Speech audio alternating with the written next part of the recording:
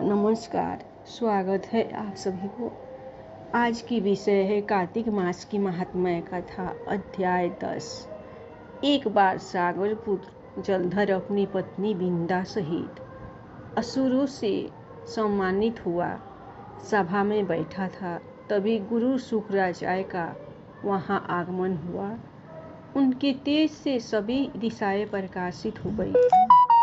गुरु शुक्राचार्य को आता देखकर सागर पुत्र जलधर ने असुरों सहित उठकर बड़े आदर से उन्हें प्रणाम किया।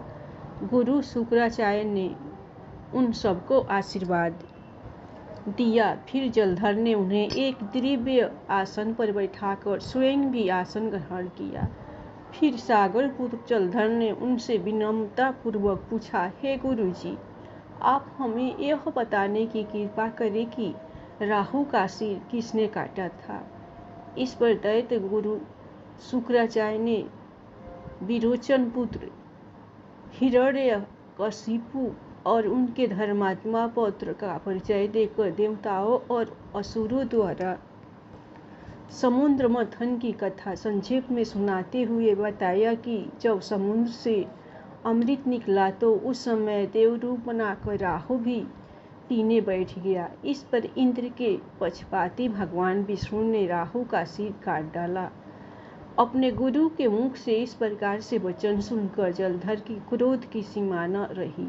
उसके नेत्र लाल हो गए। फिर उसने अपने धर्मर नामक दूत को बुलाया और उसे शुक्राचार्य द्वारा सुनाया गया वृत्तांत सुनाया। तत्पश्चात उसने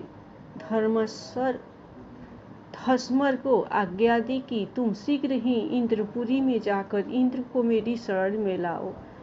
धर्मर जलधर का बहुत आज्ञाकारी एवं निपुण दूत था। वह जल्द ही इंद्र की सुधमा नामक सभा में जा पहुंचा और जलधर के शब्दों में इंद्र से बोला, हे देवता धाम, तुमने समुद्र का मंथन क्यों किया और मेरे पिता के समस्त रत्नों को क्यों ले लिया? ऐसा करके तुमने अच्छा नहीं किया। यदि तू अपना भला चाहता है तो उन सब रत्नों एवं देवताओं सहित मेरी शरण में आ जा, अन्यथा मैं तेरे राज का ध्वंस कर दूंगा। इसमें कुछ भी मिथ्या नहीं है। इंद्र बहुत विस्मित हुआ और कहने लगा, पहले मेरे भय से सागर ने सब पर्वतों को अपनी कुक्षी में क्यों स्थान दिया और उसने मेरे शत्रु दैत्य की क्यों रक्षा की? इसी कारण मैंने उनके सब रत्न हरण किए हैं। मेरा द्रोही सुखी नहीं रह सकता, इसमें संदेह नहीं। इंद्र की ऐसी बात सुनकर वह दूत शीघ्र ही जलधर के पास आया और सब बातें कह सुनाई। उसे सुनते ही वह दैत्य मारे क्रोध के अपने ओष्ठ फड़फड़ाने लगा और देवताओं पर विजय प्राप्त करने के लिए उसने उद्योग आरंभ किया। फिर तो सब दिशाओं पाताल से करोड़ों दैत्य उसके पास आने लगे। शुभ निशुभ आदि करोड़ों सेनापतियों के साथ जलधर इंद्र से युद्ध करने लगा। शीघ्र ही इंद्र के नंदन वन में उसने अपनी सेना उतार दी। वीरों की शंख ध्वनि और गर्जना से इंद्रपुरी गूंज उठी। अमरावती छोड़ देवता उससे युद्ध करने चले। भयानक मारकाट हुई। असुरों के गुरु आचार्य शुक्र अपनी मित संजीवनी विद्या से और देवगुरु बृहस्पति द्रोणागिरी से औषधि लाकर जिलाते रहे। इस पर जलधर ने क्रुद्ध होकर कहा कि मेरे हाथ से मरे हुए देवता जी कैसे जाते हैं? जिलाने वाली विद्या तो आपके पास है। तत्पश्चात यह सागर पुत्र युद्ध भूमि में आकर बड़े तीव्र गति से देवताओं का संहार करने लगा।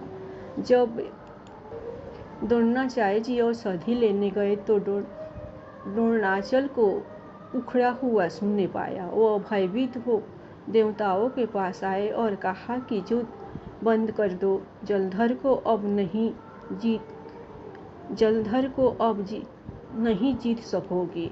पहले इंद्र ने शिव जी का अपमान किया था। यह सुन देवता युद्ध में जय की आशा त्याग कर इधर उधर भाग गए। सिंधु सुत निर्भय हो अमरावती में घुस गया। इंद्र आदि सब देवताओं ने गुफाओं में शरण ली। धन्यवाद। आप लोगों को कार्तिक महात्म्य की कथा पसंद आई होगी तो आप लोग भगवान विष्णु के नाम पर लाइक सब्सक्राइब जरूर